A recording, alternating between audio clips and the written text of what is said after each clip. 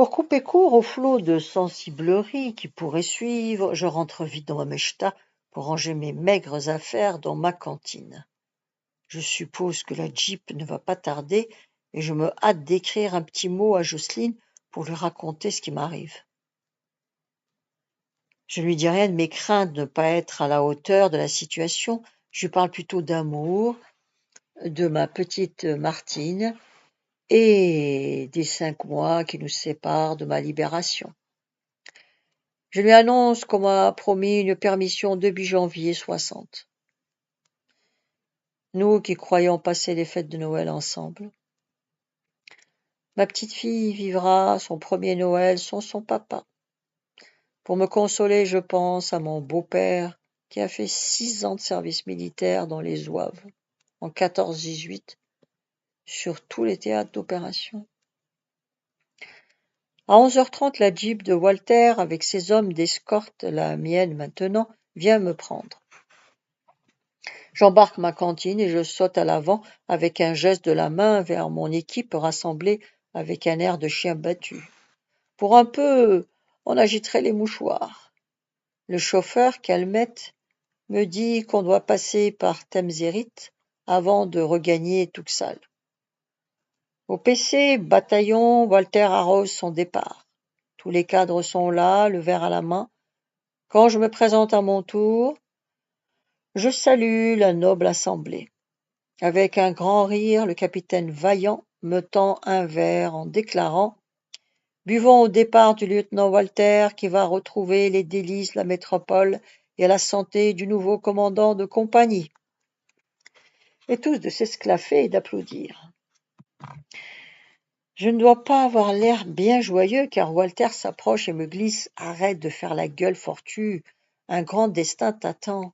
Remplacer le lieutenant Walter, c'est une sacrée promotion. » Le capitaine Vaillant, reniflant comme d'habitude, m'envoie prendre hélico mes nouvelles fonctions à Tuxal. Je saute dans la Jeep. J'apprécie d'avoir maintenant un véritable véhicule à ma disposition. J'observe Calmette et ses grands yeux ronds. Il n'a encore jamais regardé vers moi. Bizarre, je n'aime pas les regards fuyants. Tuxal n'est qu'à 4 kilomètres de là. C'est pour cette raison que la première section commandée par Chatoise sert de section d'intervention et possède un GMC. Notre arrivée soulève un mouvement de curiosité civilo-militaire. Le téléphone arabe a encore fonctionné. Je débarque en m'efforçant d'arborer un air décontracté. En réalité, je me tiens sur mes gardes. Je serre la main du sergent-chef Chatoise, qui devient mon adjoint. Il me plaît, le petit réunionnais. Il me dirige vers le logement de Walter, qui ressemble à une cellule de moines trappistes. J'étais mieux installé à El Azib, elle me gêne. Enfin, à la guerre comme à la guerre. J'ouvrirai ma cantine plus tard. J'entends les rats gratter dans les murs. Saloperie de bestioles. Je ressors. Le poste est aussi minable que le mien. Chatoise me présente à 2 chefs de groupe, le sergent Anglero et le caporal-chef Mathias, ainsi qu'à la troupe. Les soldats m'observent avec une curiosité de circonstance. Ils doivent se demander si je suis un mauvais con ou non. Je leur dis 3 mots. À partir d'aujourd'hui, j'assure l'intérim du lieutenant Walter en attendant l'arrivée du nouveau patron. J'espère que nous formerons une solide équipe et que le cuistot a du talent. Une vague d'hilarité les secoue, la glace est rompue. Tuxal n'est pas et ne deviendra pas un centre de rayonnement, et les gens en semble-t-il le moins de problèmes. Mais partout, c'est la même misère, les mêmes gosses sales, la même file de malades devant le dispensaire. Et ici aussi, un maître d'école d'occasion se débrouille comme il peut, au milieu d'une trentaine d'enfants pleins de bonne volonté. Les villageois me saluent. Demain, je leur parlerai. si j'ai le temps, car c'est aussi le boulot de chatoise. A priori, il me semble que la pacification est plus avancée ici. Prévost le cuistot m'apporte une gamelle vers 17 heures, car on mange tôt afin de profiter de la lumière du jour. Son ragoût n'est pas mauvais. On n'aime pas trop allumer la lampe la nuit à cause des snipers, tireurs isolés, ennemis. Un coup de fusil dans l'obscurité à 200 mètres, au but ou non, et ce sont toutes les armes d'un poste qui tire n'importe où et n'importe comment. Il ne faut pas croire qu'en face nous avons affaire à des imbéciles. C'est pour eux une excellente publicité. Je dîne rapidement. Je me sens pas très à l'aise dans mon nouveau rôle de commandant de compagnie. Plusieurs messages de routine me sont apportés par la radio, ainsi que le BRQ des sections dont je dois faire la synthèse pour l'envoyer à mon tour au PC du bataillon. Journée sans histoire, heureusement. À mon tour, je rédige 3 messages à l'intention de Marron 2, 3, 4 pour déterminer leur sortie de nuit, et je donne oralement la sienne à Chatoise, qui repart sans discuter. L'officier de renseignement ne s'est pas manifesté, et j'ai ciblé mes 4 embuscades a priori, on sait jamais. La compagnie de Walter est une mécanique soigneusement huilée, à moi de ne pas la gripper. Vite une petite lettre à Jocelyne pour tout lui raconter. Faute de mieux, j'ai installé sa photo sur une caisse de munitions, mais c'est bon pour le moral. Et maintenant, au lit. Je suis encore dans les brumes du sommeil lorsque Médard, la radio, m'apporte un message urgent. Il émane de Marron 4 à Chérify, où le sergent Barnier est à court de grenades et demande un réapprovisionnement rapide. J'appelle Chatoise. Alors, mon lieutenant, en forme? Tout baigne. À propos, j'ai reçu une demande de réapprovisionnement en grenades de Marron 3. Faites charger une caisse OF et de DF dans la Jeep. Je vais en profiter pour faire la tournée des postes avec les 2 hommes d'escorte et le chauffeur. Je serai de retour vers midi. Très bien, vous pourrez démarrer dans un quart d'heure. J'entends quelques coups de gueule, puis le bruit d'un moteur qu'on fait chauffer. Le véhicule est prêt sur la Jama. Calmette au volant regarde droit devant lui. Derrière les 2 soldats massés et de bord tiennent leur masse 56 à la main. Leurs pieds sont posés sur les caisses de grenades.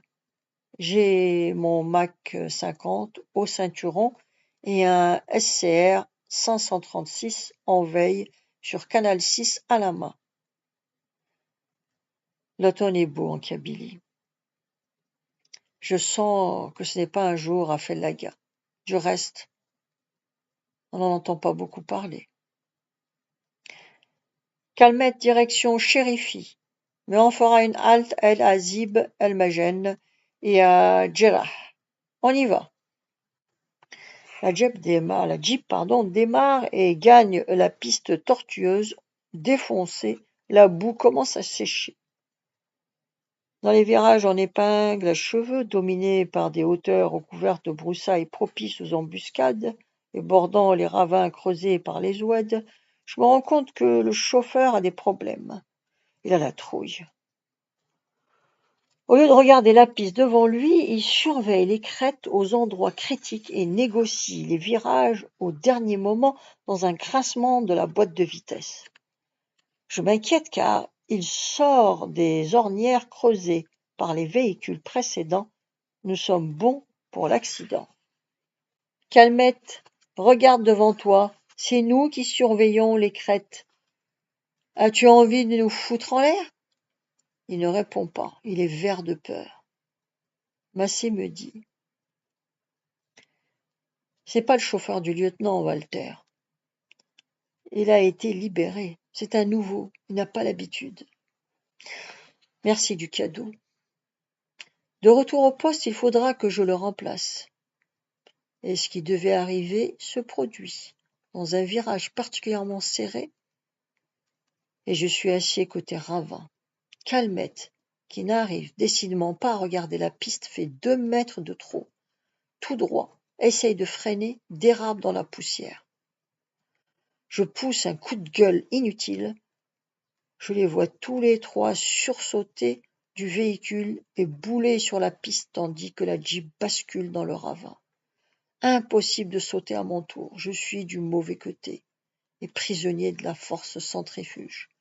J'ai l'impression d'assister à un film au ralenti. Le véhicule tourne sur lui-même et m'emporte dans sa valse mortelle. Nous rebondissons de buisson en buisson. J'entends mes os craquer, je sais que je vais mourir. Je me dis même, c'est con de mourir dans un accident de la route. Je vois des images comme dans un kaléidoscope. Jocelyne, les rochers, ma fille, les buissons. C'est interminable. Brutalement, c'est l'écrasement final au fond de l'oued, où le poids de la Jeep m'enfonce à moitié par chance dans le sable mou. Silence. Un silence total, palpable, succède au bruit des tôles froissées et au craquement de mes vertèbres cervicales, les contre le volant tordu par le choc. Je ne peux plus bouger les jambes. J'ai l'impression que mes genoux ont explosé. Il y a des grenades partout, mais je suis vivant. J'ai perdu mon 536. Comment faire maintenant pour rejoindre la piste 80 mètres plus haut, le long d'une pente quasi verticale. Qu'est-ce que je vais me faire gueuler? Une Jeep hors d'usage pour ma première sortie à cause de cet imbécile de Calmette. Qu'attend-il là-haut pour venir me récupérer?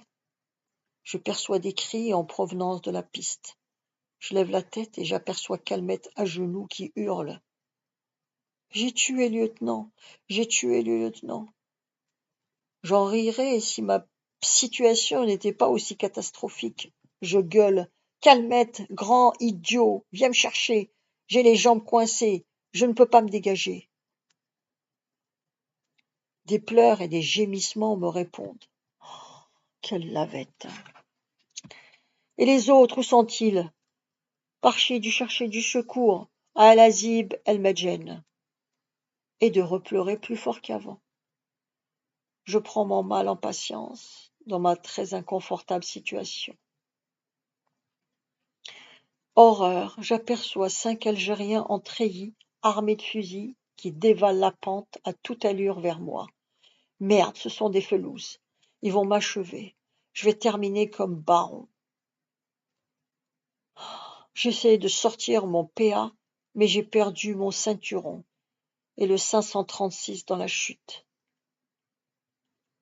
Calmette, tire-leur dessus. Mais autant parler à un sourd. N'aie pas peur, on vient au secours. C'est la halka de Timzirit. Dieu soit loué. En moins de temps qu'il ne faut pour le dire, 2 d'entre eux m'extraient de sous le véhicule que les 3 autres ont réussi à soulever un peu. Merci mes amis, je les ai pris pour des felouses. Ouf, aidez-moi à remonter sur la piste. Tu as la baraka, mon lieutenant. Tu aurais dû mourir, Mektoub. C'était pas ton jour. Tiens, voilà ton ceinturon et ton poste radio, mais il est cassé. On les a récupérés au passage. Je mets mon ceinturon autour du cou. Je passe mes bras sur les robustes épaules de 2 montagnards et clopin-clopant, tirés par les uns, poussés par les autres. Je mets un bon quart d'heure pour regagner la piste et j'y découvre Calmette, vert de peur et toujours en pleurs. On réglera cette affaire plus tard. Je m'assois sur une grosse pierre, car de mon treillis déchiré dépassent mes genoux gros comme des petits melons et me font rudement mal.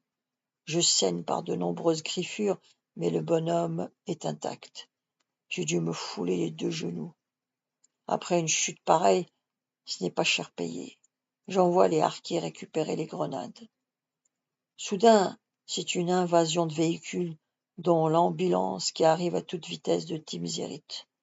Vaillant, en personne, saute de la première jeep, court vers moi. Que s'est-il passé, Fortu? Vous êtes tombé dans une embuscade? Où sont les autres? Mon capitaine, c'est un accident de la route. Le chauffeur surveillait les crêtes au lieu de regarder la piste, et on a eu droit au ravin. Les autres ont sauté, moi non, j'étais du mauvais côté. Oh, le mauvais con! Mais où sont passés les hommes d'escorte? J'en sais rien, mon capitaine. J'ai été remonté par des hommes de votre Arca, et que j'avais pris d'ailleurs pour des felouses. À ce moment, Chatoise, qui est arrivé avec le GMC et la section d'intervention, renseigne le capitaine. Le soldat massé a couru jusqu'à Elzi Belmagène pour chercher du secours, mais il a cassé la crosse de son fusil dans l'accident. Le sergent Petit-Jean l'a vu débouler sur la piste, traînant l'autre moitié de son fusil au bout de la bretelle. Au moment de parler, il est tombé dans les pommes. Petit-Jean a tout de suite pensé à une embuscade et on a déclenché l'alerte en flash. L'autre est arrivé un peu plus tard. Tout ça à cause de cet imbécile de Calmette. Et ce pauvre Calmette se dégage une odeur épouvantable. Trahi par ses sphincters, il vient de faire dans son pantalon. Le lieutenant Crochard, médecin du bataillon, s'approche avec un brancard porté par 2 infirmiers. Alors, Fortu, pas trop de bobos, on dirait. Allongez-le sur le brancard et enlevez-lui son falzar. Cette introduction ne me plaît pas du tout. Je crois que j'ai pris un mauvais coup dans les genoux. Je n'arrive pas à plier les jambes. Fais donc voir.